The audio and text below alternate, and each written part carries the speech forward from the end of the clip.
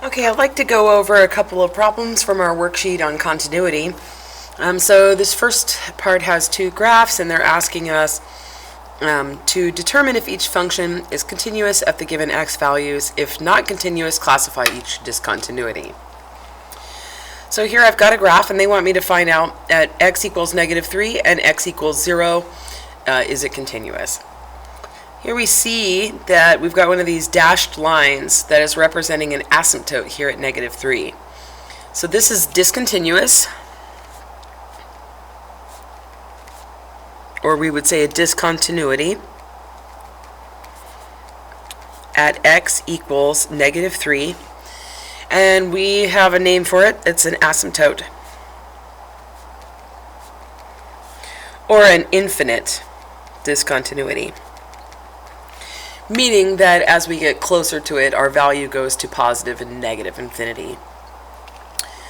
Now when I look at x equals 0, I see I've got a hole there. So a different type of discontinuity. So discontinuity at x equals 0, and it's a hole, which is a removable discontinuity.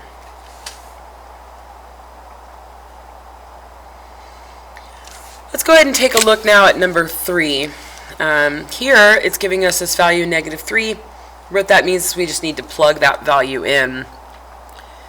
So if I plug that in, -3 plus 1 over -3 squared plus 2 times -3 plus 2, I get -2 over, well, -3 squared is 9 minus 6 plus 2. So I get -2 over, well, 9 plus 2 is 11, minus 6 is 5. And because I've got a function value of it, it is continuous there.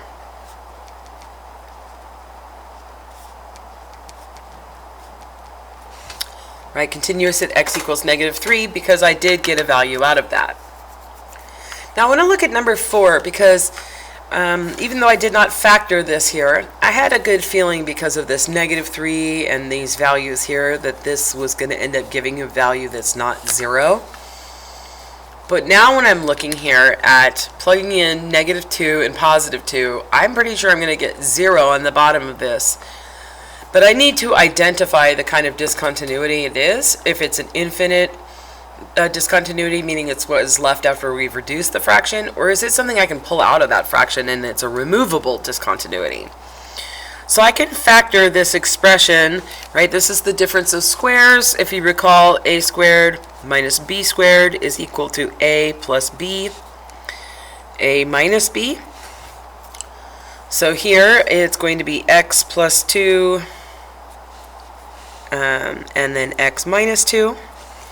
And now I can cancel out that x plus 2 term.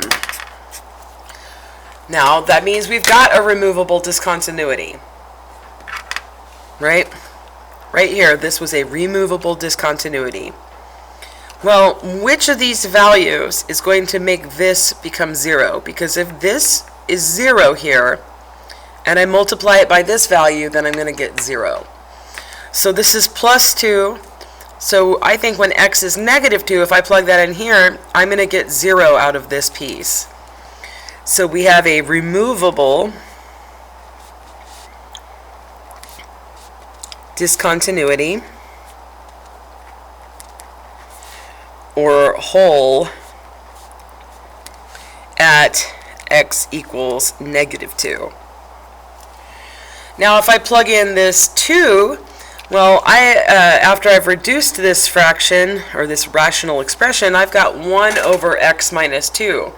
And recall, this is what tells me what my asymptote is. It's whatever I've got left once I've reduced. And if I plug in this +2, I'm going to get 0 on the bottom. So we have an infinite discontinuity at x equals 2. And that is again an asymptote.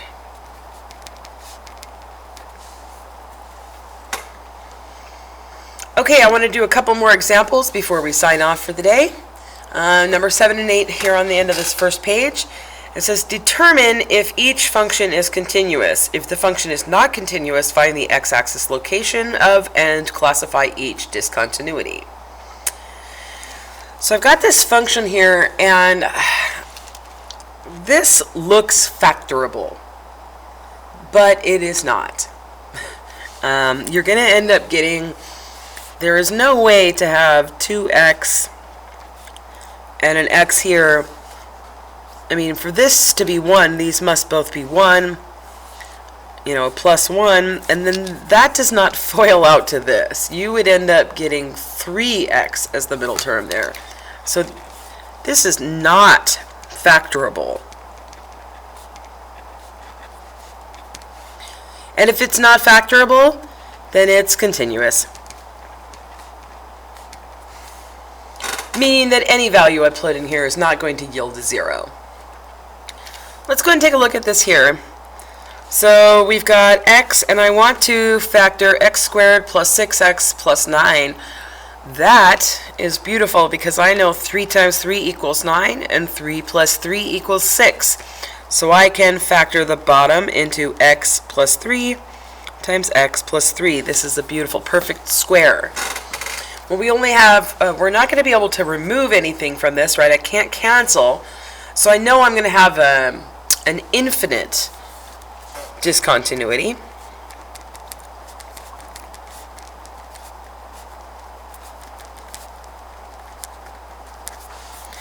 Right, an asymptote.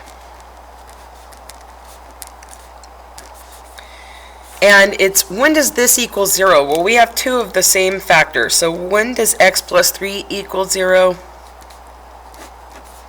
When x equals negative 3.